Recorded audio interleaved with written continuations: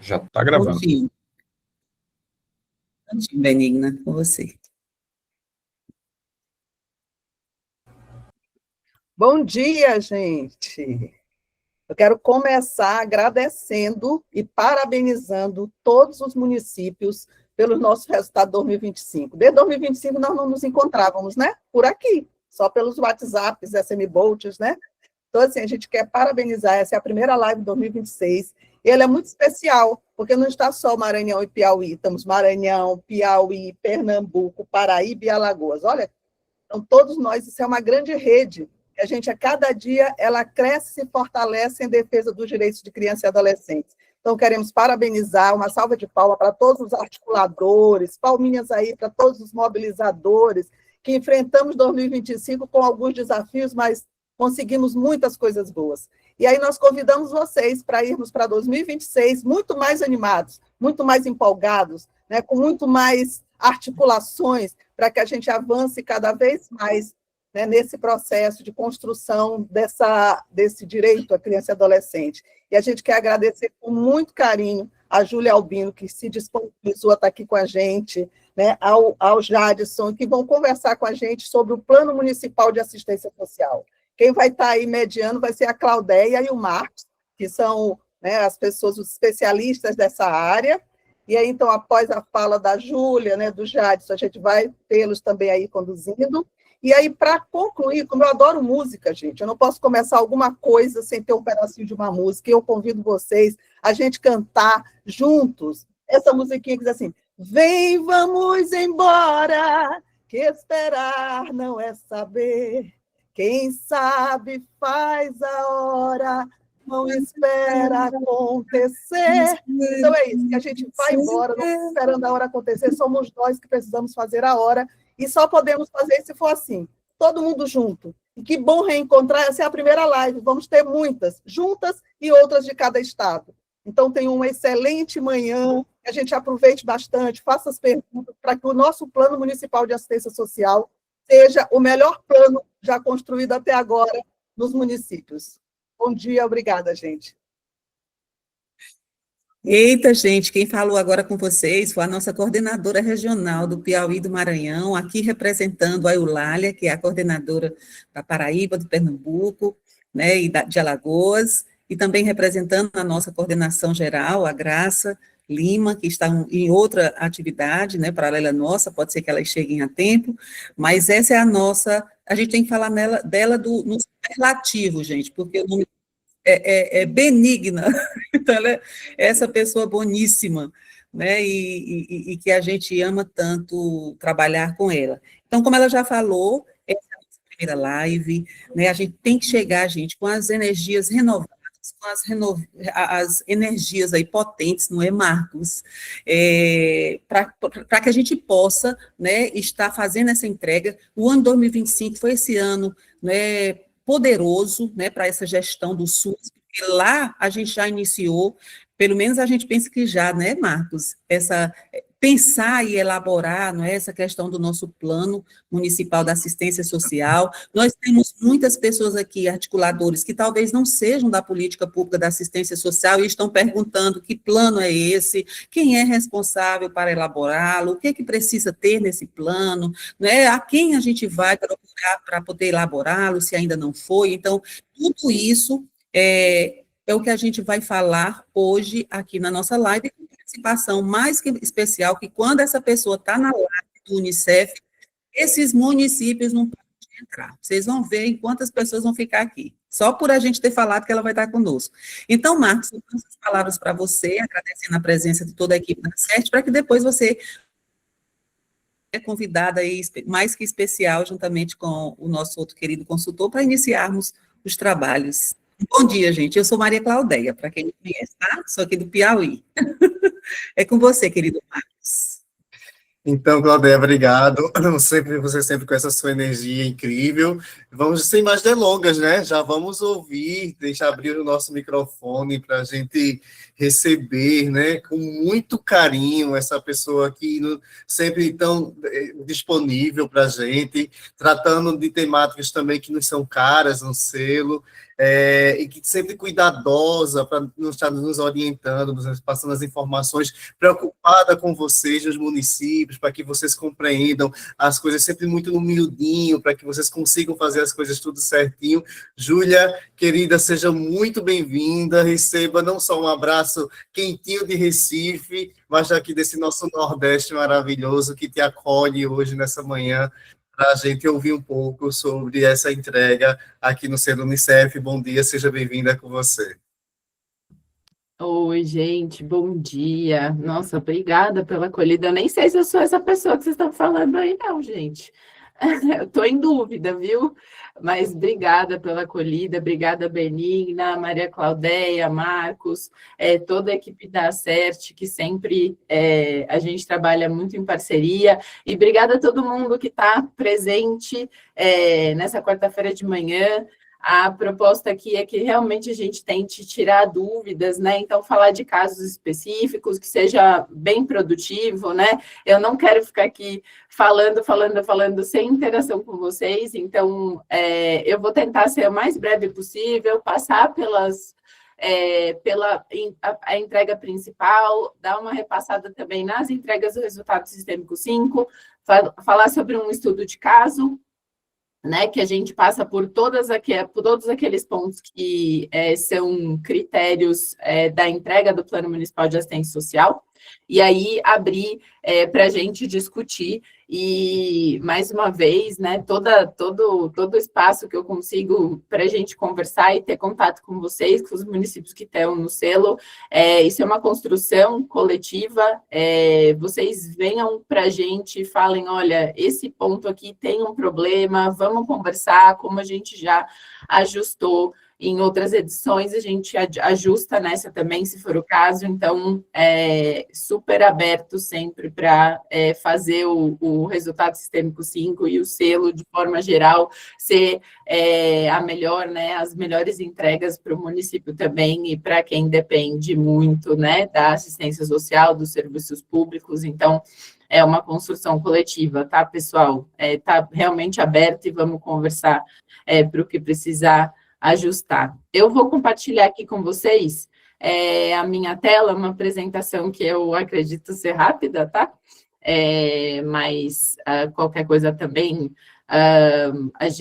eu interrompo, a gente compartilha com vocês depois.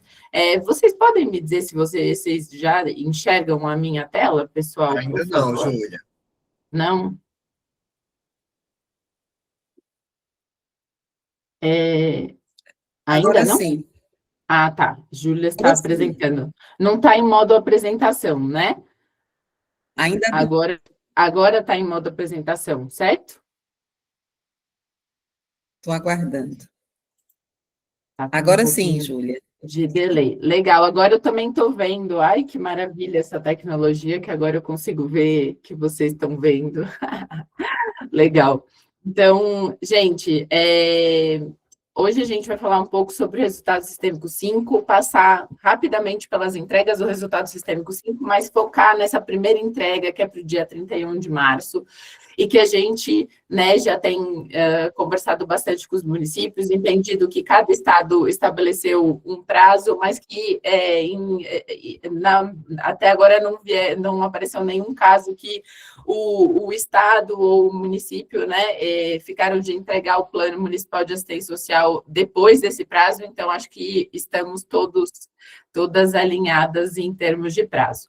Então, passando rapidamente pelo que são as entregas do resultado sistêmico 5, que é focado no fortalecimento da assistência social, para apoiar a assistência social no combate à pobreza multidimensional, né, focada em crianças e adolescentes. A pobreza multidimensional é aquela pobreza que vai muito além do acesso à renda, né? Então, acesso de diversos direitos, o que está totalmente atrelado, né, ao papel da assistência social na defesa de direitos. Então, a primeira entrega é o Plano Municipal de Assistência Social, então não vou focar muito nele agora, porque ele é o foco da nossa conversa. O prazo dele ele precisa ser postado na PCJ até dia 31/3. As segundas entregas, vou colocar segundas aqui, porque elas têm, são dois desdobramentos, né? E essa também já, em breve, a gente tem que começar uma mobilização, que é a Lei de Diretrizes Orçamentárias com prioridade para o SUAS. Essa é uma entrega que já aconteceu, né? Já foi o foco da edição passada, mas na edição passada a gente pediu apenas uma e agora a gente está pedindo duas. Então, a primeira entrega, a gente está pedindo que agora, né, que esse projeto de lei vai começar a ser discutido, que ele seja entregue em abril, maio, que é normalmente quando isso acontece, e ser apresentado para a Câmara Legislativa, e aí depois, mesmo se não aprovado, né, mas o projeto precisa ser postado na PCJ. É lógico que a gente quer que ele seja aprovado e que se torne lei, né, mas a gente também entende as dificuldades de talvez, né, dessa articulação com o Legislativo, então a gente solicita aqui que seja o projeto de lei ou a lei, se ela for aprovada, o que a gente espera que seja. Depois, a mesma coisa para o ano que vem, né? Então, quando chegar esse momento, novamente, no ano que vem, vamos fazer essa mobilização em relação à Lei de Diretrizes Orçamentárias, e isso, pessoal, está bastante atrelado ao Plano Municipal de Assistência Social, né? Então, nesse momento, a gente está, os municípios estão desenvolvendo esse plano, estabelecendo as prioridades, e a partir dessas prioridades, desses objetivos, das metas, esse plano deveria estar refletido no orçamento da assistência social, né, para garantir que esse plano seja executado. Então, tudo isso está, de alguma forma, interligado, né, e a gente vai falar um pouquinho em breve sobre isso.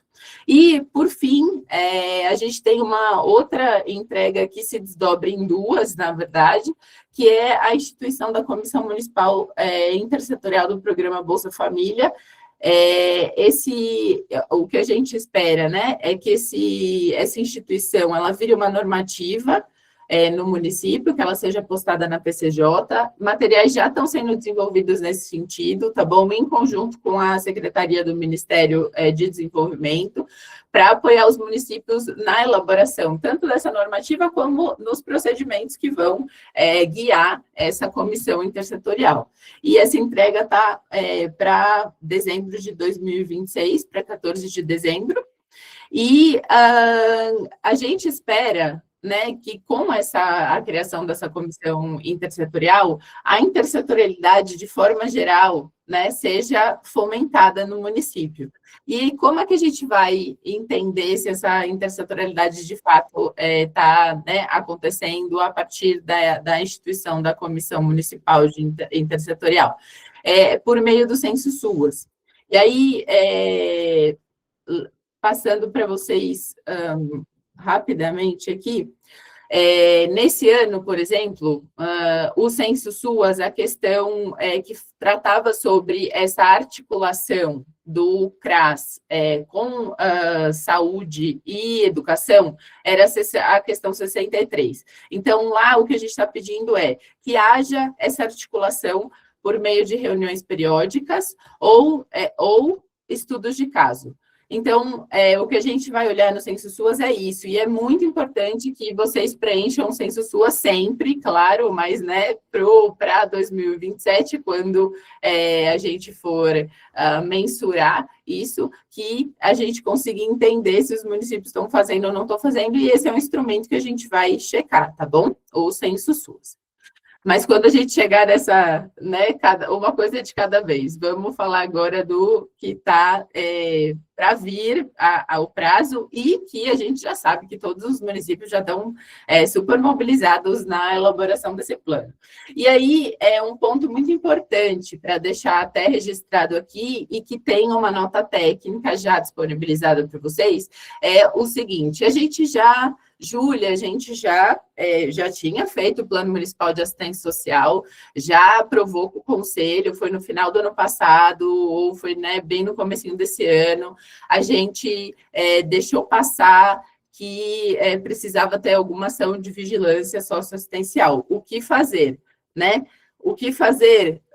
Pode retificar o plano, pessoal, contanto que o plano seja novamente validado com o Conselho Municipal de Assistência Social, e como vai ser, né, uma parte pequena, essa validação pode não ser tão custosa em termos de tempo, negociação, né? Então, a gente vai aceitar planos retificados, contanto que o Conselho passe pelo Conselho, né? Que esse é o procedimento normal da governança da assistência social. Então, esse é um primeiro ponto que eu também vou repassar todas as vezes que eu puder reforçar, tá? E tá na nota técnica também. Então, o Plano Municipal de Assistência Social dentro do selo. O Plano Municipal é obrigatório, né, para o Sistema Único de Assistência Social, então não é algo que o selo está colocando além, né, da política de assistência social. É um instrumento que o município já faz, então o que a gente está solicitando dentro do selo é que esse plano municipal, em municípios com população indígena e quilombola, que o diagnóstico socioterritorial, que também é uma obrigação, né, é preciso tê-lo dentro do plano municipal, esse diagnóstico ele tem a identificação da população indígena e quilombola e das suas necessidades no âmbito da assistência social, claro, né? Do que a assistência social pode fazer para alcançar, para endereçar de alguma forma essas desproteções que vocês vão identificar, né, a partir do diagnóstico. O segundo ponto é o planejamento ou ações da vigilância socioassistencial. Lembrando, né, que a vigilância socioassistencial é uma função da assistência social, então também não é algo que o Unicef está estabelecendo, é algo que já é atribuição da assistência social, é uma função da assistência social, e o que a gente quer apoiar os municípios em avançar na vigilância socioassistencial, porque uma grande parte dos municípios ainda no Brasil não tem nem a vigilância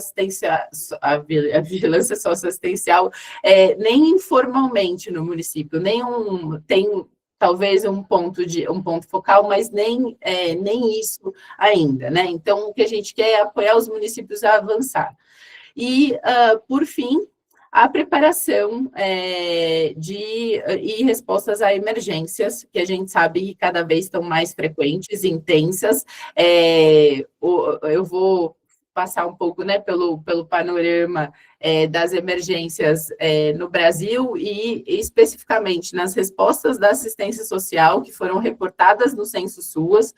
E a gente percebe que a imensa maioria dos municípios passou por algo e respondeu para alguma emergência, e aí eu estou falando de enchente, deslizamento, seca, né, movimentos migratórios, como é o caso do estado de Roraima, com muita, né, com mais intensidade. Então, nesse cenário que a gente está atualmente, não falar de preparação de emergências realmente pode ser um risco muito grande para as populações que podem ser afetadas, né? Então, a gente tem que colocar isso no radar. Então, aqui, porque eu queria reforçar mais uma vez, pessoal, existem formas de retificar o Plano Municipal de Assistência Social se algum desses itens não foram contemplados. Então, ainda é possível fazer esse processo, tá bom? Isso até dia 31 de março. Então, a gente ainda tem quase 2 meses para fazer esse processo de retificação, se for o caso de já ter sido finalizado. Passando, então, pelos critérios, né? São aqueles 3 pontinhos, mas a gente não pode deixar de lembrar, né, que o plano que precisa estar na PCJ, que precisa ser postado na PCJ, ele precisa contemplar o período de 2026 a 2029, né? Que é o o ciclo natural, 1 ano após a entrada da gestão municipal, tá? Então, assim, edições anteriores não vão ser aceitas. Algumas perguntas já chegaram para a gente sobre planos decenais, que também não serão aceitos, é um instrumento, é o Plano Municipal de Assistência Social, tá bom? Bom, o diagnóstico, então, já falei um pouquinho e vou passar isso pelo estudo de caso. Algumas perguntas que já chegaram para a gente. Júlia, a gente não identifica essas, por exemplo, tem no censo está dizendo que existem X famílias, X pessoas indígenas no meu município, mas a gente não identifica. Pessoal, se não identificou, infelizmente, não tem realmente como colocar no diagnóstico, né? O diagnóstico tem que estar colocando, tem que estar expressando que vocês não encontraram essas famílias. E é isso, né? Vocês fizeram o esforço de encontrar essas famílias, mas elas não foram localizadas. Então, pode existir, né, uma ação de esforço permanente no plano, de continuar buscando, mas se não for possível, a gente realmente não dá para inventar, né, pessoal? Então, aqui é uma questão de realmente a gente não vai, se estava no censo, a gente não vai punir o município que está se esforçando para encontrar essa população, né, que está, e se não encontrar, a gente vai aceitar de qualquer forma, tá bom? Mas aqui é muito importante dizer, né, isso é para o caso dos municípios que não encontraram, né? Agora, município que tem até CRAS quilombola, falar que não encontrou, aí é outro, aí realmente não tem como atender esse critério, né? Esse critério não vai ser atendido dentro da entrega. Vamos lá. As ações de vigilância socioassistencial. Então, as ações de vigilância socioassistencial, eu vou dar alguns exemplos mais para frente, tá, gente? Mas, assim, só para deixar, deixar um pouco mais claro, existem vários estágios da formação, da estruturação da vigilância socioassistencial nos municípios.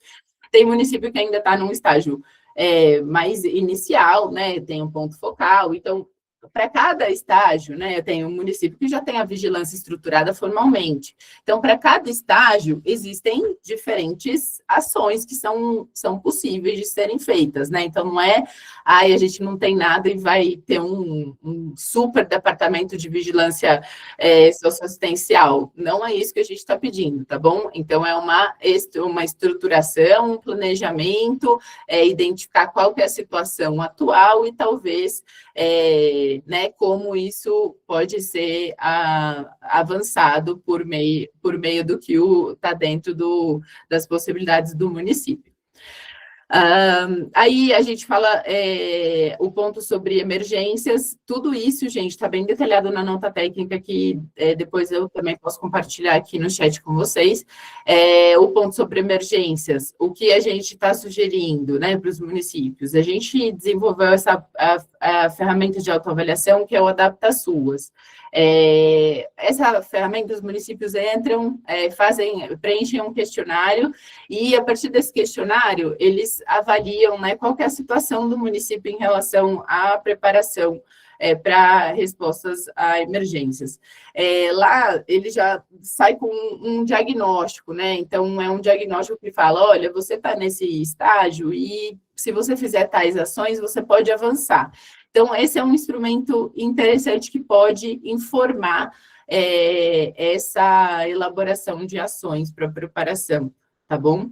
E a gente também tem essa, que não é um critério do Unicef, tá bom, gente? O critério do Unicef o Plano Municipal de Assistência Social, mas o Plano Municipal de Assistência Social, por um critério da política, precisa ser aprovado pelo Conselho Municipal de Assistência Social. Então, acaba sendo um critério do Unicef também, tá bom? Bom, passando, então, para o diagnóstico socioterritorial. Aqui, a nossa proposta foi trazer um estudo de caso, gente. Um estudo de caso, mas, assim, algo bem eu vou passar bem rapidamente, não é algo aprofundado, é só para ilustrar, né, o que precisaria, algumas possibilidades que poderiam estar no Plano Municipal de Assistência Social. E aí, começando, como a gente pediu o diagnóstico socioterritorial, e aí com identificação, né, de população indígena e quilombola e ações que, dentro do escopo da assistência social, que endereçam as necessidades dessas populações, eu vou focar num município que tem população quilombola identificada, tá bom? E aí eu coloquei o nome desse município, é um município com dados reais, mas eu mudei o nome para um nome fictício, e aqui estou fazendo uma homenagem ao cãozinho Orelha, que eu fiquei muito tocada quando eu estava fazendo esse momento de fazer a apresentação, e aí eu coloquei o nome dele. Então, é o município Orelha, tá? Aí, bom, mas eu peguei dados reais, né? Um caso real. Então, bom, o diagnóstico, como vocês devem estar, né, assim, com saber de cor e salteado, ele tenta entender as realidades locais e entender também esse estágio de desenvolvimento do SUAS, né? Porque é a partir dessas informações que o plano vai se desdobrar, o Plano Municipal de Assistência Social. É importante, gente, envolver a maior quantidade, né, de perspectivas nesse plano. Então, é sempre possível envolver os usuários, as usuárias, envolver outras equipes que lidam com assistência social, envolver diferentes, cargos da assistência social, então, diferentes pessoas que trabalham em diferentes serviços. Esse plano, a ideia é que ele tenha a maior quantidade de perspectivas possíveis, tá bom? E um dos objetivos principais dele, esse diagnóstico, é entender onde estão as desproteções sociais que, entendidas, né, como a interação entre a vulnerabilidade e o risco pessoal e social, que geram, né, essas desproteções. E aí eu vou falar um pouco sobre exemplos dessas desproteções, e que são elas que movem as ofertas da assistência social. Esse plano, esse diagnóstico, ele necessariamente deveria envolver tanto os dados primários, que são aqueles dados que são coletados no próprio município, né, e são com ferramentas desenvolvidas pelos próprios municípios para a finalidade do plano, quanto dados secundários, que eu vou mostrar um pouco para vocês também, como fontes do governo, o cadastro único, o censo, o IBGE, né? Então, tudo isso precisaria tentar, né, fazer parte desse diagnóstico da realidade local. Mas, gente, mais uma vez, né, a perspectiva mais importante é de quem está no território, é a perspectiva de vocês, né? Por isso é que eu trouxe alguns exemplos e eu estou falando como se tivesse uma pessoa realmente no município olhando para essa realidade, trabalha e conhece essa realidade, tá bom? Então, o primeiro passo, a gente desenvolveu naquela cartilha do Plano Municipal de Assistência Social, que vocês já devem ter visto, mas a gente pode compartilhar aqui também, um passo a passo de como elaborar o diagnóstico socioterritorial. Eu apliquei esse passo a passo no município Orelha, tá? Então, nesse passo a passo, eu começo com um panorama geral, né? Então, esse panorama geral, ele me mostra aqui que existe uma população que está, né, crescendo, tem uma tendência de crescimento, isso a partir dos dados do censo de 2022. A partir do censo também, 2022, a gente consegue ver que existe uma proporção, né, uma quantidade de famílias e pessoas quilombolas, considerável, né, considerando o total de pessoas do município. Tem menos pessoas indígenas aqui, que se consideram indígenas, que se identificam indígenas, tá? E aí, continuando o panorama geral desse município, a gente tem 7% dessa população, de 60 mil pessoas, então uma quantidade razoável, né? de pessoas com deficiência. Além disso, a maioria da população vive na zona rural, o que é também uma implicação importante para a assistência social, né, para o diagnóstico. O município, ele basicamente vive de atividade de agricultura e tem um foco bastante importante em agricultura familiar, e é um famoso produtor de mandioca. Então, começando, né, os pontos mais importantes aqui, então a gente identificou que tem uma população grande de famílias quilombolas, esse é um primeiro ponto. A atividade socioeconômica aqui é bastante baseada em agricultura familiar, o que, se a gente pensar, né, se existirem algumas emergências relacionadas à seca, própria enchente, isso pode afetar bastante o ganha-pão das famílias nesse município. Aí, continuando nosso passo a passo aqui, começando a estimar as demandas socioassistenciais, e aí, como a gente falou, né, essas demandas socioassistenciais, elas estão bastante relacionadas às desproteções que podem existir nesse território.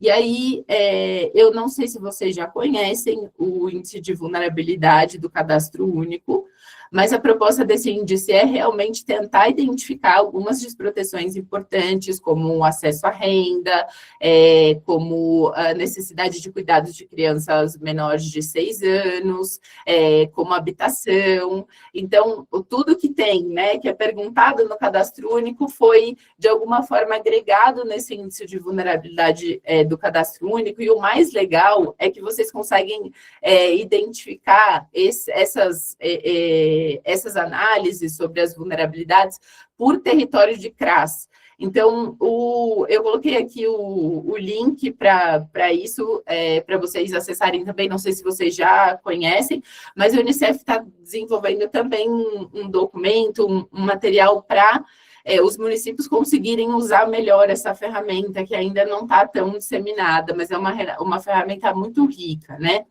E aí, continuando aqui, a partir dos dados do Cadastro Único, do Observatório do Cadastro Único, onde vocês encontram o IBCAD, mas também encontram diversos indicadores relacionados ao Cadastro Único, a gente identificou que tem mais de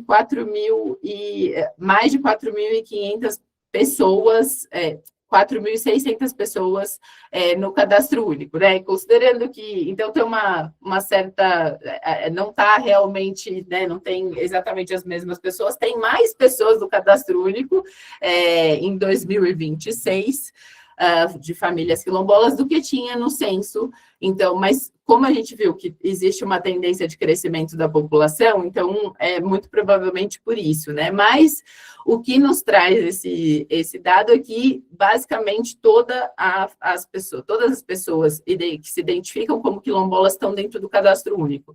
O que nos diz, né, nos traz algumas evidências sobre o grau de vulnerabilidade dessas famílias, dessas pessoas. Aí, passando para um outro dado que é super importante e relevante, considerando, né, que a gente também, que desse município, no município Orelha, tem muita gente que depende, por exemplo, da agricultura familiar. Esse município, se a gente entrar em outra fonte de dados, né, que aqui são todos dados secundários, por enquanto, pessoal, a gente consegue identificar quantos desastres aconteceram nesse município, quantas pessoas foram afetadas, elas ficaram desalojadas, qual foi o dano material. Então, nesse Atlas Digital da Defesa Civil, a gente consegue identificar tudo o que aconteceu, né, num histórico. E esse caso de município é um caso que acontece com frequência, deslizamento e alagamento. Tá? Aí, bom, então a gente já tem essa informação também. Passando para o terceiro passo do diagnóstico socioterritorial que a gente tem nessa cartilha. Existe uma outra fonte, né? hoje em dia a gente tem uma enormidade de fontes, de dados que a gente consegue colocar no diagnóstico, considerando territórios e até territórios de CRAS, né? Mas o mapa social do MDS é um outro instrumento que nos permite identificar onde é que estão os equipamentos, quantas pessoas estão referenciadas nos equipamentos. Então, esse caso de município, de acordo com o mapa social, ele traz alguns equipamentos que estão registrados, né, nos sistemas da Secretaria Nacional de Assistência Social. Então, esse aqui tem 2 CRAS, incluindo um CRAS quilombola. Eu falei para vocês também sobre o AdaptaSUAS, né? Que a AdaptaSUAS é uma ferramenta que permite o município entender qual que é a sua situação em relação à preparação. Então, mais um instrumento que a gente para responder à emergência. Então, mais um instrumento que poderia ser utilizado para incluir no diagnóstico. Passando para o passo 4, gente, de identificar e dimensionar as provisões da assistência social. O que significa isso, né? Como é que estão os serviços, qual né, a qualidade percebida dos serviços da assistência social. Então, nesse município, ainda usando todas essas ferramentas que eu falei para vocês, mas também agora contribuindo, colocando outras perspectivas de quem está no território, né? Então, eu estou assumindo que tem uma pessoa da vigilância socioassistencial, por exemplo, que fez essa coleta de dados, né, com tanto profissionais da assistência social, quanto com usuários, tá bom? Da Política Nacional, da Política de Assistência Social. Então, aqui a gente identificou que o município tem, de maneira informal, uma vigilância socioassistencial estabelecida, e a partir, né, dessa coleta de dados sobre, né, os serviços, que não existem equipes volantes para as áreas rurais mais remotas, o que, dado que a gente identificou que a maioria da população vive em áreas rurais, pode levar a desproteções, e não há uma abordagem cultural diferenciada para famílias quilombolas, mesmo com um CRAS quilombola, né? Então, é um outro ponto importante para a gente colocar no nosso diagnóstico. Passando, então, chegando já perto do final das etapas, a gente tenta identificar essas desproteções, que, no final das contas, é o coração do diagnóstico, né? O que as famílias realmente precisam desse território? Aqui, a partir dos dados do Cadastro Único, do Observatório do Cadastro Único, a gente consegue identificar que tem uma família, um grupo de pessoas que, apesar de receber o Bolsa Família, ele não sai da pobreza. Então, ainda, né, existe essa desproteção clara em relação a essas famílias, e que seria uma desproteção prioritária, né?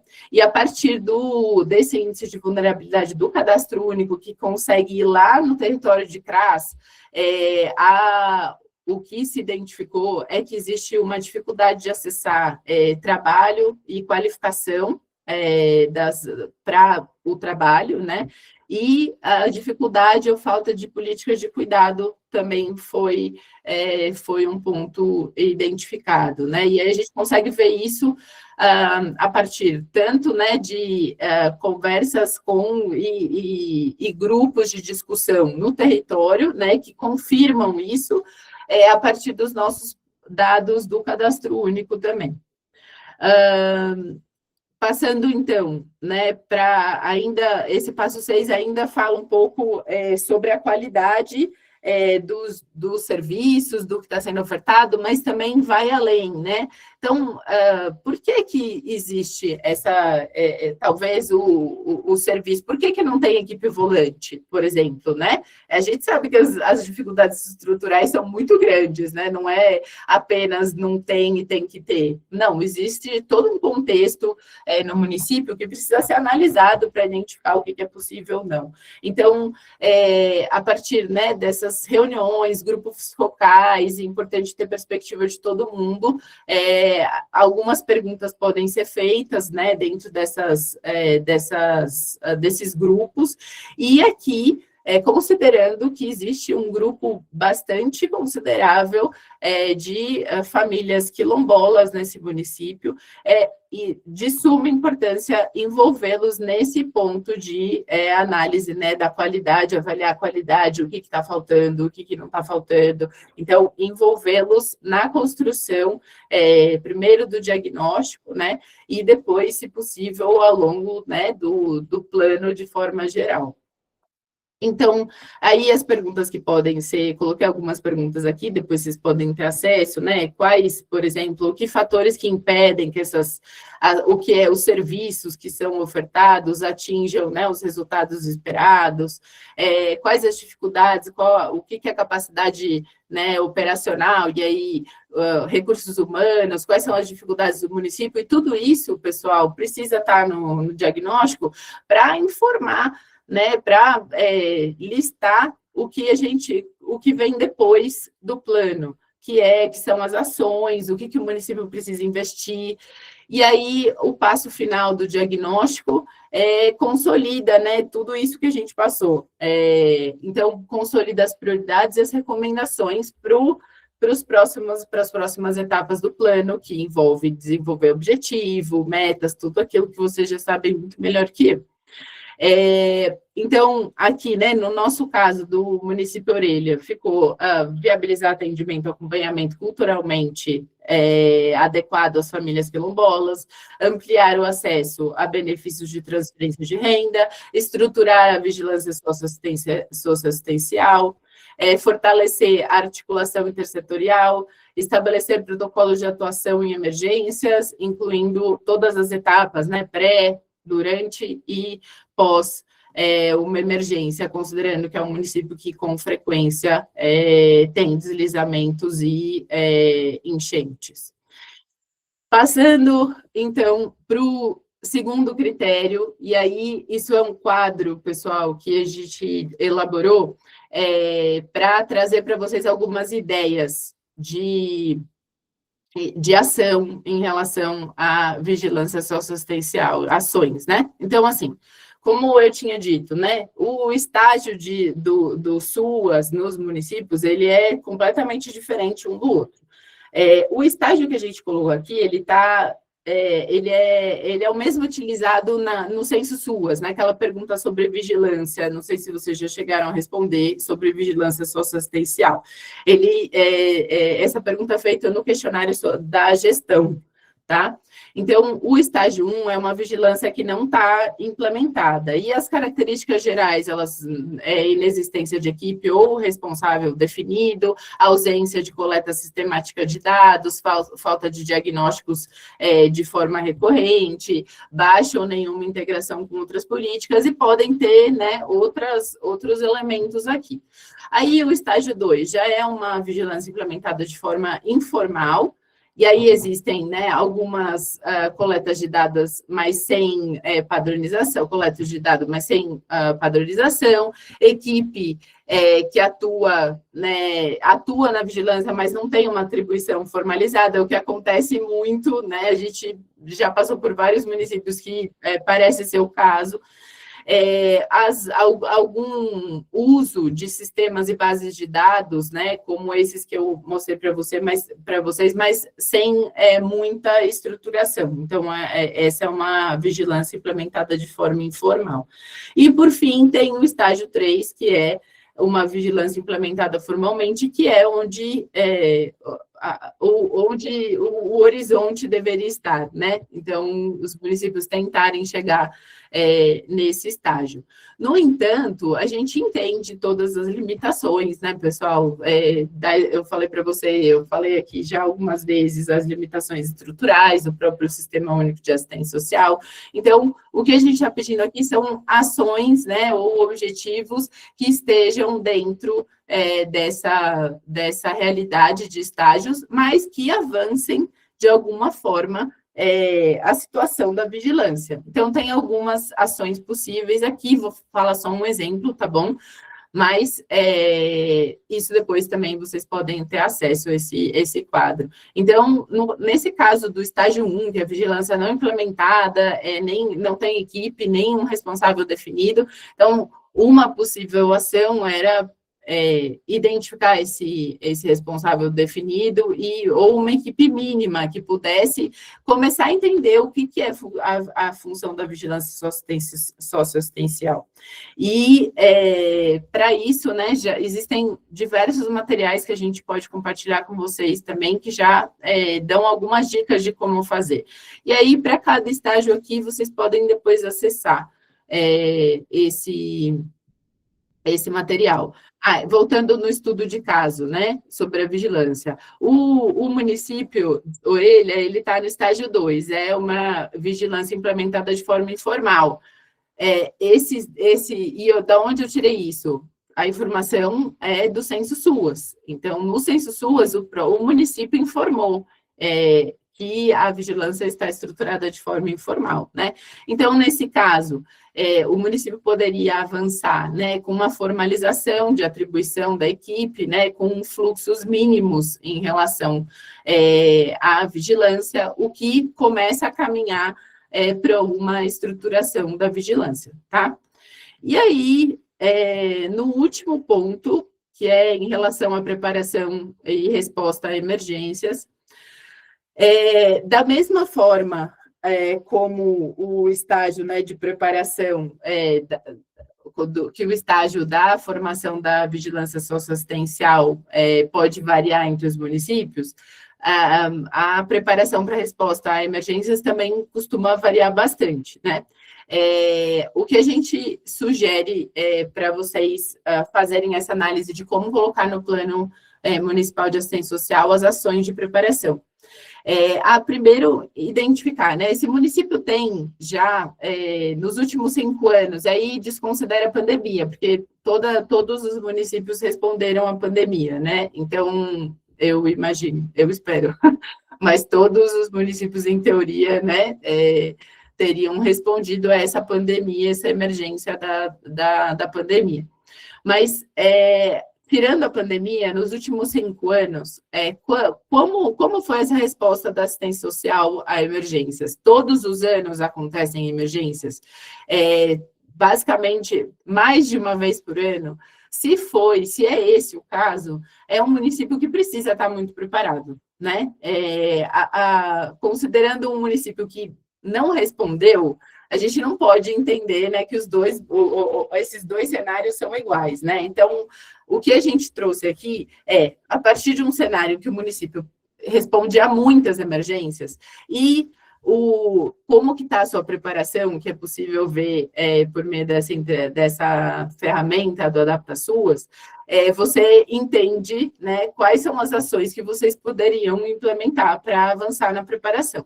E aí, de forma geral, a gente traz 3 cenários aqui, então, os municípios que respondem sempre, né, de forma recorrente. Nos últimos 5 anos, responderam basicamente todo ano a enchentes ou a deslizamentos, no caso do município Orelha, enchente, deslizamento, mas pode ser seca, pode ser fluxo migratório intenso, outras grandes violações de direitos humanos. Então, esses municípios, eles estão nesse primeiro quadro. O segundo cenário são municípios que responderam de forma excepcional, né? Então, aconteceu em 2023 uma grande enchente e a gente teve que responder. Nesse caso, o município também precisa estar preparado, né? Claro, com base no que já aconteceu antes, mas também precisa entender se existem previsões disso continuar acontecendo. Mas é um cenário diferente de quem já responde todo ano, com certeza. E, por fim, quem não respondeu, né? Então, esse grupo que não respondeu, com certeza ele, né, está menos sujeito ao risco, pelo menos, né, o cenário pode mudar, mas aparentemente, por enquanto, esse grupo de municípios não precisa ter o grau de preparação que o município responde sempre. Não sei se para vocês isso fica claro, né? Mas, enfim, a gente pode discutir um pouco. E aí, eu vou só dar um exemplo das ações, e, por fim, né, depois que você identificar onde seu município está, aqui, o mínimo, né, as ações, elas estão do básico para o mais inovador, né? Então, vocês têm que considerar que um município que recebe que tem sempre resposta à emergência, mas se encontra num estágio básico de preparação, é um município que precisa ter mais ação de preparação, né? Porque ele precisa estar preparado para o que vai vir esse ano, por exemplo, né? O que basicamente é quase certo que vai acontecer nesse ano, infelizmente. Então, uma das ações básicas, né, a mais básica seria capacitar a equipe, ter uma capacitação da equipe. Aqui eu coloquei um EAD de emergências em assistência social que está disponível na plataforma do MDS. Pode ser uma ação de capacitar toda a equipe, pode ser uma ação de capacitar uma pessoa que vai ficar responsável, enfim, precisa, né, ter essas ações de capacitação e de preferência de educação permanente, mas o que for possível para o município. Tá? E aí tem diversas outras ações que vocês, a partir do diagnóstico no Adapta Suas, conseguiriam ver, mas se não conseguirem identificar o município no Adapta Suas, não tem problema, só pensem, né, em quantas vezes aconteceram emergências que a assistência social teve que responder, e aí você identifica. Realmente é um município que precisa ter preparação para emergências, né? Então, é basicamente isso. E aí, eu parei de falar, porque já falei muito, mas esse material, a ideia era que fosse algo que deixasse, né, trouxesse exemplos para vocês e deixasse para vocês links para vocês procurarem, se for o caso, se ainda der tempo, de incorporar no Plano Municipal de Assistência Social. E pensar em ações, a depender do estado, da situação do município, porque a gente entende que todos os municípios não são iguais, eles estão em estágios diferentes, e claro que as ações do plano precisam ser alinhadas com o que está acontecendo no município. E a última coisa, gente, é que depois de tudo isso que eu falei, não parei de falar aqui, mas a gente já vai abrir para vocês, que é muito importante que o plano municipal ele não seja um instrumento, né, de copia e cola, ou pega do ano passado e faz um ajuste. Não, é muito importante que o plano municipal ele esteja realmente alinhado com a situação do município, né, com a situação, as desproteções que vocês identificam nos territórios e as necessidades que precisam ser colocadas nesse plano, que depois vão se transformar em necessidades orçamentárias dentro das leis diretrizes orçamentárias, por exemplo, e que vão fazer com que, né, a realidade dos municípios e a realidade dos trabalhadores do SUAS melhore.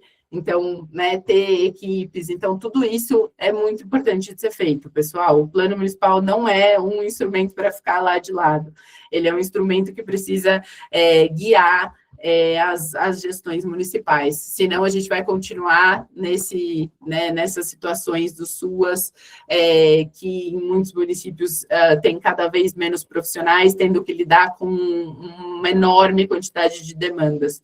Então, vamos fazer esse plano municipal realmente, como a Benigna disse, o melhor plano municipal já feito na história desses municípios, tá bom? Então, acho que é isso, gente. Vou parar de apresentar aqui e a gente pode abrir para que vocês quiserem perguntar e discutir. Muito bem, Júlia. Muito bem, Júlia. Muito obrigada pela explanação. Antes da gente partir para as perguntas, eu queria só fazer 3 observações aqui, gente. Uma é em relação às listas, viu?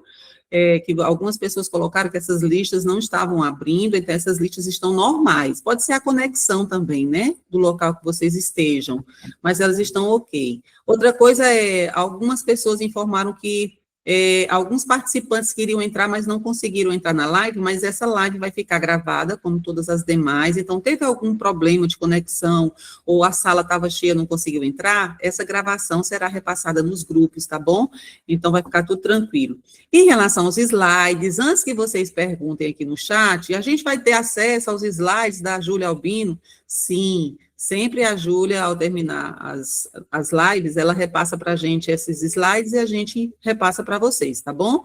Tiveram algumas perguntas aqui, né, e achei muito legal a Júlia fazer essa referência, né, de que mais que uma exigência legal, esse plano, né, a gente precisa ver esse momento como um momento estratégico, né, para que de forma coletiva e qualificada a gente realmente possa dar os rumos, né, para a nossa política pública da assistência social, porque é um plano para 4 anos, então que a gente possa realmente, né, acolher e fazer com que essa política chegue a todos que precisem dela. Então, gente, a gente tem algumas perguntas, né, que foram feitas aqui no chat, né, e muitas foi em relação à vigilância socioassistencial, né, muitos municípios colocaram aqui que esse, né, o maior entrave, muitas vezes, dos municípios, né, de como é que vai incluir, que ações vão incluir nos seus planos em relação à vigilância socioassistencial. Então, a gente pode começar com essa pergunta dos desafios da vigilância socioassistencial no plano, e depois a gente vai passar para quem está com as mãozinhas levantadas, tá bem? Começando por Neuza Furtado. É com você, querida Júlia. Maria Cláudia, me perdoa, é para falar sobre os desafios da vigilância? É isso? Não entendi. Alguns municípios colocaram como contemplar, não é, no Plano Municipal da Assistência Social, como contemplar esse item, esse eixo que a gente precisa trazer para a importância da vigilância socioassistencial, visto que em muitos municípios não existe ainda, né, uma equipe composta. Então, como era que o município poderia expressar, pelo menos, né, o interesse em organizar isso, em estruturar a vigilância socioassistencial e ser contemplado nesse aspecto, né, importante. Mas eu acho que... desculpa, Maria Cláudia, pode terminar. Era isso. Tá, não, eu acho que, assim, aquele quadrinho que eu trouxe, se a gente pode compartilhar com todo mundo depois, que são ações possíveis, né, depender de cada estágio, como você mesma trouxe, como os municípios trouxeram, né, com certeza, tem municípios, como eu disse, que a gente, pelos dados e pelas conversas, né, que a gente tem com os próprios municípios, identificam que a vigilância deve ser um dos maiores desafios hoje em dia mesmo da assistência social. Mas tem algumas coisas que são que os próprios profissionais já fazem, que talvez eles nem identifiquem que são ações da vigilância, né? Então, preenchimento, por exemplo, né, dos dados do Censo SUAS, e depois, né, uma conversa, uma análise em relação ao que foi preenchido no Censo SUAS entre a equipe, para identificar as dificuldades, isso já pode, né, ser até considerado algum início de função de vigilância, mas, como a gente está falando de estruturação da vigilância, nesses municípios que ainda não estão muito, né, não tem basicamente nada em relação à vigilância, o que a gente tinha sugerido é realmente, primeiro, identificar um responsável, né, uma pessoa de referência, pode ser um ponto focal de vigilância, pensar nesses instrumentos, né, identificar quais são os instrumentos de coleta de dados que poderiam gerar informações. Então, por exemplo, fazer um curso sobre vigilância, que mostra quais são as fontes de dados. Então, essa pessoa, né, ou uma equipe que se interesse por isso, de organizar de alguma forma essas pessoas. Então, capacitação pode entrar também em relação à vigilância, um grupo focal, a responsabilização de alguém na equipe equipe, sobre mapeamentos, sobre análises em relação ao preenchimento dos próprios instrumentos que já são solicitados para vocês, né? O RMA, o Censo SUAS, o próprio Cadastro Único, avaliar esses instrumentos que já estão disponíveis no próprio site do NDS, né? Todos esses instrumentos que eu trouxe, aprender a utilizar e como utilizar no dia a dia, né? E fazer esse uso. Eu acho que, assim, tem um monte de ações que podem ser feitas, mas isso realmente depende do estágio que o município está em relação à vigilância. Mas o quadrinho a gente vai compartilhar, tá, gente? Pode deixar. Perfeito, Júlia. Inclusive, Júlia, no AVA... Depois, tá? Pois tá, querida. Inclusive, Júlia, no AVA, é importante dizer que nós temos um curso disponibilizado, né, na área de proteção social, gente, exclusivamente para vigilância socioassistencial. Não é? Então, você já aproveita, se você quiser, né, divulgar isso que a Júlia acabou de explicar, você divulga esse curso da vigilância socioassistencial, que está ali, é gratuito, é só fazer seu cadastro no AVA e você já conta com uma ação de vigilância socioassistencial no seu próprio plano. Marcos, querida, é com você, e depois a gente passa para a primeira pergunta, que é a Neuza, tá? Tá bom. Júlia, querida, tira uma dúvida minha. Meu plano já está pronto. E também já está aprovado. Eu estou com a resolução do meu Conselho Municipal de Assistência Social aprovando já esse plano. Esqueci de colocar sobre as vigilâncias de assistência social no plano. Eu consigo fazer isso ainda, Júlia? Eu vou perder o ponto da entrega? Como é que vai funcionar essa história? Consegue. Tem até dia 31 para incluir no plano e voltar para o conselho, e pedir para o conselho retificar, né, para aprovação. A aprovação do conselho depois retificado, tá bom? Mas é até dia 31, pessoal, esse processo, então a gente tem 2 meses para fazer isso. Como é só uma incorporação no plano, a gente imagina que esse processo não seja tão difícil de ser aprovado, né? Mas precisa começar o quanto antes, tá bom? Então, vamos aceitar, sim, planos que foram ajustados, modificados, né? Incorporar algo, né, que ficou de fora. Então, tomar cuidado, pessoal. Vocês que fizerem as retificações, os acréscimos, qualquer alteração no plano pós-aprovação do Conselho, precisará de uma nova aprovação com a resolução. Estou falando isso porque a gente precisa comprovar, né? Lembrem daquelas nossas tarefinhas que a gente precisa inserir lá para comprovação, e um dos documentos que a gente prova isso é a resolução do Conselho de Assistência aprovando a aprovação do plano. Claudeia, querida, vamos seguindo. Júlia, obrigado pelo esclarecimento, tá? Imagina. Acho que é Neuza, né, Claudeia? É sim, querido. Obrigada. É Neuza. Neuza, querida, seu microfone já está aberto. Esse material vai ser disponibilizado? Vai sim, Everton. Oi, bom dia. Estão me ouvindo? Estamos sim, Neuza. Bom dia. Você o fala de microfone onde? da Neuza, gente, se já Eu tiver... sou articuladora do município de Coroatá, Maranhão. Muito bem, Neuza. Seja Estamos sim, bem-vinda, Neuza. Maranhão aqui representando. Faça a sua pergunta. Tá, obrigada. Primeiro, parabenizar, né, pela brilhante apresentação das Lucy, elementos bem propícios, né, para quem está nesse processo, né, de construção e atualização do plano municipal. Eu queria só dar uma relembradazinha também, que esse plano ele tem que ser aprovado no Conselho Municipal de Assistência Social, e ele tem que estar em consonância com o PPA 2026-2029. A outra questão que eu trago aqui, quando ela falou de quilombolas, né, e no nosso município nós temos, e tem municípios também aqui vizinhos que têm quilombola, mas não tem o reconhecimento, a certificação, certo? Então, como é que a gente iria contextualizar, né, essa população de quilombolas?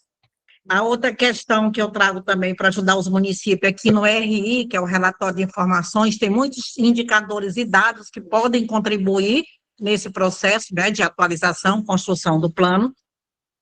A outra pergunta que eu trago, Júlia, é rapidinho, a linha de base, tá? Eu queria saber se a gente faz uma contextualização dela no plano ou para cada indicador, por exemplo, na hora que eu falar do subitem do diagnóstico educação, aí eu coloco lá os indicadores da linha de base referentes à educação, à saúde, né? Só para poder entender. A outra questão também que eu trago é sobre o Adapta SUAS. Ontem mesmo eu entrei, né, para saber essa questão, só que tinha um formulário lá bem extenso, né, para ser preenchido, enviado, preenchemos, enviamos. Mas não tinha nem informação assim, específica do município X, mas a partir do formulário a gente vai construindo as questões para trazer para o plano, tá? Como a questão, por exemplo, que você apresentou aí, da importância da capacitação de uma equipe, ou todas as equipes, né, para esse processo dos eventos, né, de secas, enchentes, enfim. E, então, eu queria saber, né, se está correto eu ter só me baseado no questionário do Adapta SUAS, e deixa eu ver o que mais. Basicamente isso que eu anotei, porque, ademais, você foi tão, né, precisa, foi bem eloquente mesmo suas colocações, que não tem muito mais a não ser essas questõezinhas e aguardar as contribuições dos demais companheiros. Obrigada. Eu posso responder a Neuza agora, antes que eu esqueça de todas as... Como ela fez várias abordagens, eu acho melhor responder logo, né, Júlia? Pode sim, depois, Júlia. Eu posso esquecer. Neuza, primeiro de tudo, excelente você retomar esse alinhamento com o PPA, né? Até porque todos os municípios acho que passaram por essa entrega agora, né? Da agenda transversal, e o PPA também está bem recente na mente de todo mundo. Então, é necessário realmente ter um alinhamento com o PPA, tá bom? Mas não só com o PPA, com os planos de forma geral que tocam ou atravessam a assistência social de alguma forma.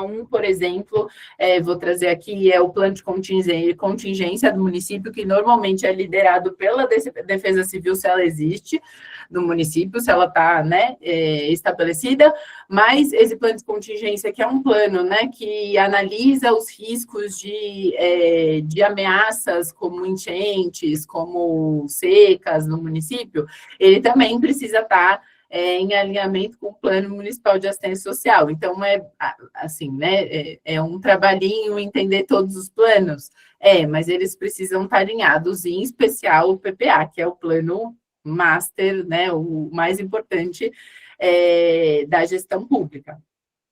E obrigada, Neuza, muito boa essa colocação. O segundo ponto sobre os quilombolas, a não certificação, eu realmente não entendi muito bem o que você queria do meu input, mas, de toda forma, o que eu entendi, aí depois você pode me pedir um esclarecimento a mais, mas o que eu entendi é como vocês, mesmo se não tem certificação, se poderia estar no diagnóstico ou alguma coisa assim, ele deveria estar, tá? E é importante estar, porque se vocês, né, sabem da existência e sabem das necessidades, a assistência social não tem nenhuma regra que só permita, né, que alguma população seja atendida se existir essa certificação. Então, sim, precisa estar no diagnóstico, muito importante que esteja, é muito importante que identifique as necessidades e como que a assistência social poderia, né, endereçar essas necessidades dentro do escopo da assistência social, claro. Sobre a linha de base de educação e saúde, também, eu não sei se está relacionada a sua pergunta com o censo SUAS, com aquela pergunta. Depois, então, se você puder colocar no chat, eu não entendi muito bem o que seria essa linha de base de educação e saúde, tá? Em relação, se for o censo SUAS, é só responder, não tem uma linha de base, né? É só responder lá no censo SUAS que vocês estão realizando atividades o CRAS está realizando atividade em articulação com saúde e educação, ou reuniões periódicas ou estudos de caso. Sobre o AdaptaSUAS, que legal que você utilizou, pode permanecer a partir dele, você identificando as ações que são necessárias, né? Não tem problema nenhum só utilizar ele para colocar as atividades, as ações do Plano Municipal de Assistência Social. Pode seguir dessa forma. E aí eu acho que eu toquei em todas, mas se não for, Neuza, você me avisa, tá? Perfeito, Júlia. Neuza, querida, depois você avisa aqui, tá? Se você foi contemplada. Gente, só fazendo aqui eu vou colocar no chat. Beleza. Perfeito, obrigada. Gente, só para fazer aqui um lembrete, a gente tem aqui uma live até 11h30, então a última inscrita aqui é a Edila Carvalho, tá bem? Edila Carvalho, para a gente fechar com ela, porque a Júlia já tem outra agenda após essa daqui conosco. Então, vamos lá agora para o deixa eu ver aqui o nome dele. José Almeida. José Almeida Oliveira, exato. Obrigada, Marcos. É com você, meu querido. Bem-vindo. Bom dia, pessoal. Bom dia, sou mobilizador da assistência social do município de Inhuma, Piauí.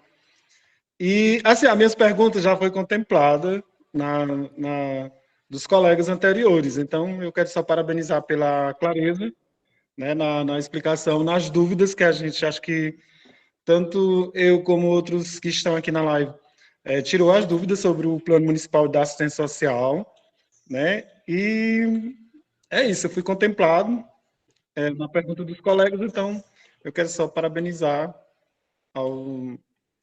a clareza aí da Júlia. Muito obrigada, José. E a gente aqui agradece a sua participação conosco, tá? Um abração em Inhuma aí, que a gente ama tanto. E agora a Amanda Freitas. Com você, querida Amanda. É só agora abrir o seu microfone, tá? Amanda, eu não sei se ela está com dificuldade para entrar. A gente vai passar, então, por Charles. Deu certo. Bom dia. Deu certo, deu certo. Estamos sim, Amanda. Bem-vinda. Bom dia, eu sou articuladora de São João do Piauí. O nosso plano, inclusive, hoje, ele já está passando pelo Conselho para aprovação. E aí, observando alguns dos exemplos, né, que foi colocado na live, na questão, a gente não fez as questões de emergência utilizando a AdaptaSUAS. Eu queria saber se é obrigatório responder a AdaptaSUAS. A gente colocou a questão da implementação da vigilância, né, e tanto das emergências, não colocamos nesse formato de gráfico, né, colocamos no formato de texto do escopo do plano. E a gente também não identificamos a questão da população indígena, né, mas eu já vi aí que a gente pode colocar, que não foi identificado. As comunidades quilombolas a gente tem, só que aí eu queria saber se é possível, antes da gente colocar na plataforma, se a gente poderia enviar esse plano lá no sistema da ACEST, no telefone, para uma análise, para vocês dar um retorno antes da gente enviar na plataforma. Se da forma que a gente fez está correto, se precisa ainda alterar antes da gente enviar, se é possível ter essa análise antes. Júlia, eu posso responder, tá? Essa parte aqui se pode encaminhar antes. Amanda, a gente faz Isso.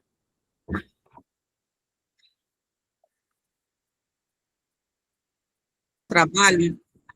Amanda, a gente faz um trabalho de verificação desses planos, assim que vocês encaminham para a PCJ, inclusive, depois que a gente analisa, a gente faz uma correção junto com cada município do que precisa ser feito sem nenhum prejuízo à pontuação, tá bom? Porque para a gente receber com antecedência, a gente não consegue, pela quantidade de planos que a gente vai ter que olhar antes, né? Porque aí abre um precedente para o município e tem que fazer para todos. Então, o que acontece? Vocês vão, à luz do que foi dito aqui nessa live, à luz do que a Júlia Albino acabou de repassar para a gente, vocês vão considerar esses aspectos, né, do que vai ser validado, do que vai ser analisado, a questão socioterritorial, a questão da vigilância socioassistencial, né, e aí vocês vão encaminhar para lá, né, porque se ocorrer de que vocês esqueceram algum ponto que seja relevante, né, à luz do que vai ser analisado e validado, a gente pede para vocês fazerem a correção e vocês retornam esse documento para gente, com a correção que a gente verificou, né, dentro da lógica, né, dessa validação do município, sem nenhum prejuízo para a pontuação, tá bom? Então, não vamos fazer antes, mas você encaminha para a PCJ, à luz do que ela está falando aqui, que eu tenho certeza que dá tudo certo. E se, por acaso, ainda esquecer alguma coisa, e a gente achar que é importante retornar para o município, você revisa aquele ponto específico e você permanece com a mesma nota, sem problema nenhum, tá bom? Porque é só um processo pedagógico da gente fazer um ajuste, né, ao documento. Tá bom, querida Amanda? Tá bom, obrigada. Posso responder sobre o Adapta SUAS? Amanda, não tem problema, tá? O critério é colocar ações de preparação a partir, né, do diagnóstico do que foi identificado, das recorrentes emergências. Então, o que é o critério para aprovação é ter ação. O que o Unicef está oferecendo de apoio para vocês, né, entenderem a situação do município em relação a essa preparação, é o Adapta SUAS, vocês utilizarem para entender, né, quais ações poderiam ser incluídas. E aí eu acho que é importante deixar muito claro aqui, gente, que esses quadrinhos que eu trouxe, isso não é uma obrigação de vocês, né? A única são ideias, né? A gente pensou em possibilidades, a gente não conhece a realidade dos municípios, né? Em cada município, como vocês conhecem, é a partir de vocês essas ações. Se uma ação que vocês viram aqui faz sentido para o município de vocês, aí vocês colocam, né? São sugestões a partir de um estudo de caso, tá bom? Não usem isso aqui como se não tiver isso aqui, não vai ser aprovado. Não é isso, tá bom, gente? Certo, obrigada. Por nada. Pela fila, gente, nós temos aqui agora o próximo, a Edila, né? Não, é a Ângela Bezerra. Ângela Bezerra. É o Charles que está aqui, Claudete. É o Charles? Isso, já está liberado. Desculpe, é o Charles. Charles Silva, por favor, você, meu caro.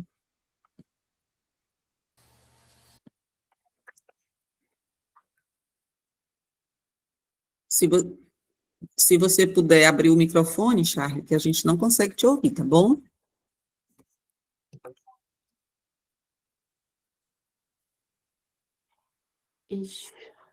Eu acho que o Charles deve estar com algum problema, mas a gente pode seguir para a Ângela, que é a próxima, e aí depois volta para você, Charles, tá bom? Ângela, querida, que você.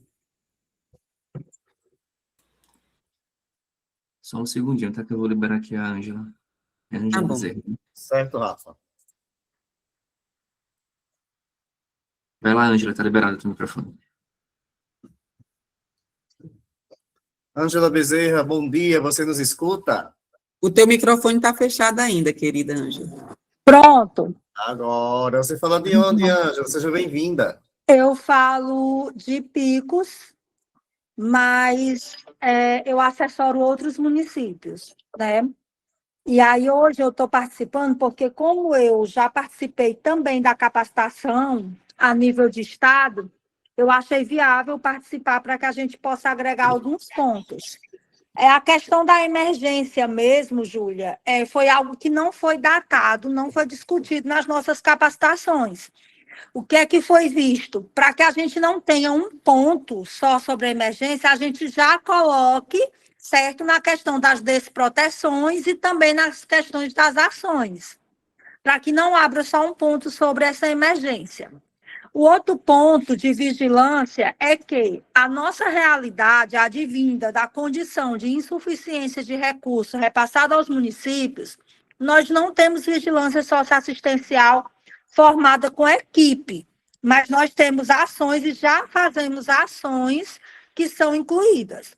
Então, a minha pergunta, por final, é só essa. Se a gente pode e deve continuar embasado no que o Estado propôs, né? Porque quando você coloca ali a questão do território, né? Da dimensão do território, né? Da questão territorial, tudo isso a gente passou por uma capacitação, né? Onde eles deram os links que a gente consegue acessar, observatório, né? E coisas que a gente já acessa no dia a dia.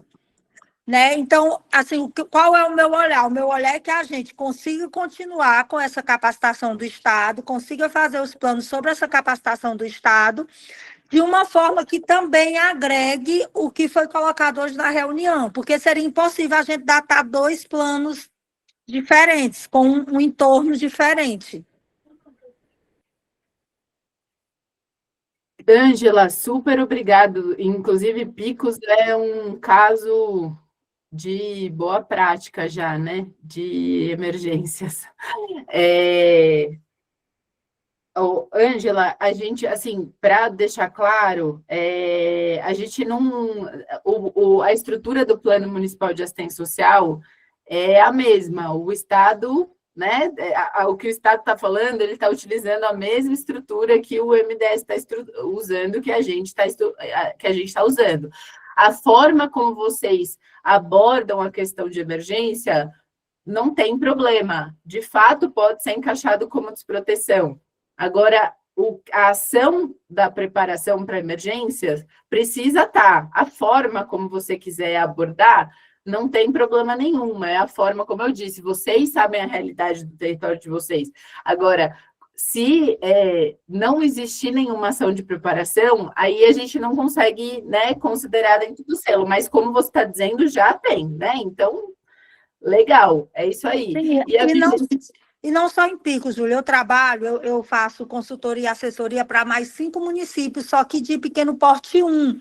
Tá. E eles já não passaram pelo que a gente passou em Picos, né? Picos já tem uma estrutura de emergência, nós temos plano e tal. Sim. Os outros municípios, nós temos um plano de contingência, mas é um plano pró, né? Ou melhor, pré, né? Então, por isso que eu coloquei.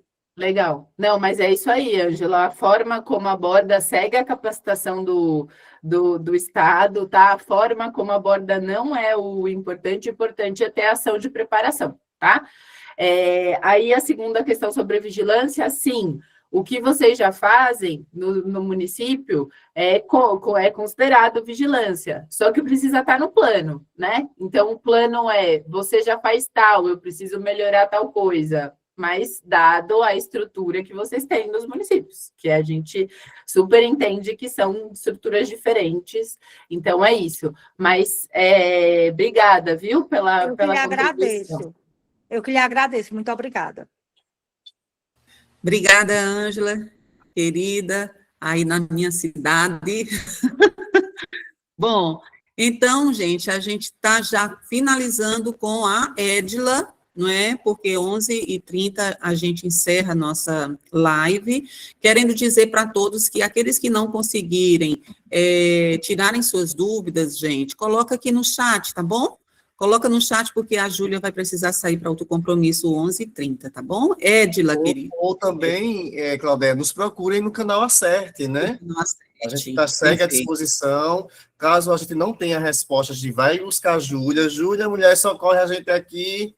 E assim a gente vai trabalhando para orientar e esclarecer vocês nesse trabalho. Verdade. Legal. Obrigada, viu, gente? E acho aí, que Edila tá... Colocou Edila? Sim. Edila, só falta abrir o microfone dela para finalizar a nossa live. Só tem Edila, Júlia. Estou aqui. Edila, querida, é só abrir o seu microfone, tá bom? Verifica aí. Os demais, gente, a gente pede perdão, porque ela precisa sair. A Júlia, coloca aqui tua pergunta no chat, porque a gente consegue encaminhar para vocês. Se não souber, a Júlia responde a gente encaminha nos grupos. Pronto. Ayrton, Danila e Flávio, por favor, meus queridos. Pois não, Edila, bem-vinda, amada. Abre o microfone, tá?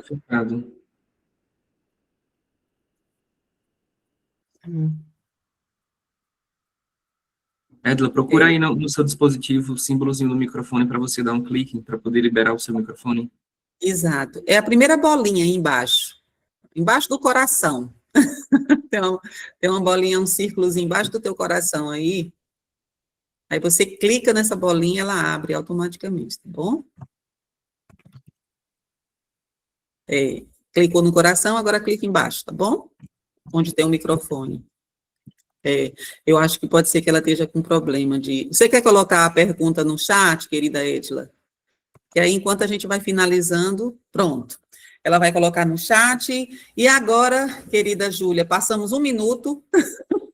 Não tem problema, gente.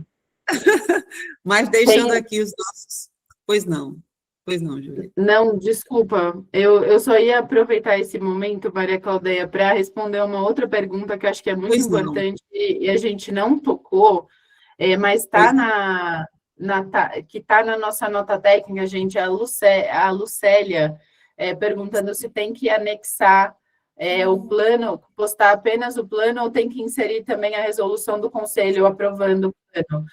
Tem que inserir a resolução ou qualquer outra evidência, porque a gente sabe que nem todo município segue, né, com aprovação por meio de resolução do conselho, tem que estar a evidência de que o plano foi aprovado pelo conselho, tá bom, gente? Então, nesse caso, que é resolução do conselho, Lucélia, precisa estar o plano e a resolução do conselho, tá? Tem que ter evidência de que foi aprovado pelo conselho, gente. Era isso, Maria Claudeia. Beleza, Júlia. Tem outras perguntas, gente, Marcos, relacionadas a qual é o papel desse comitê, né, comitê gestor do programa Bolsa Família. Tem outras perguntas que vocês podem acessar o SMBot e procurar nos estados respectivos de vocês, o Marcos ou eu, que aí a gente pode fazer um atendimento, inclusive, personalizado para o seu município. Olha, nós estamos tendo dificuldade nisso, a gente atende vocês, a gente faz muito isso. É só vocês solicitarem, tá? E a gente tem o maior prazer de explicar um pouco melhor sobre esse plano, e agora mais fácil ainda, porque a gente tem essa live com as explicações e as explanações da nossa oficial. Então, gente, Marcos, querido, você gostaria de dar os agradecimentos e eu finalizo. Está sem áudio, querido Marcos. Está sem áudio você, viu? Quero agradecer a presença de todos e todas vocês, principalmente a nossa equipe, a CERT, né, que dessa vez nos unimos, EZ Recife, EZ São Luís. Agradecer a presença, claro, de Júlia, que sempre está tão disponível para nós. A Jardim também esteve conosco, e, claro, Claudeia, nossa parceria de sempre. A gente está junto. Obrigado pela parceria com você, com Júlia. Opa! Gente, muito obrigada por tudo.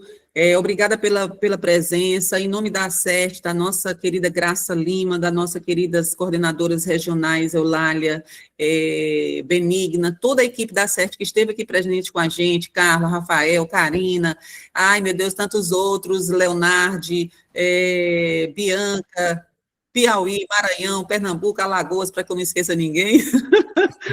Muito obrigada, Pernambuco, obrigada pela participação de vocês. Seguimos segurando a mão de cada município, diante de qualquer dificuldade ou de qualquer coisa que vocês precisem, vocês já sabem onde nos procurar. E aí, Júlia, você vai fechar a sala, porque você é a nossa querida, é a nossa parceira, o nosso suporte, é o eixo central, né, dessas ações e dessas tarefas, e a gente sabe que chega longe porque tem você sempre conosco, compartilhando aí as orientações necessárias para o cumprimento das nossas tarefas.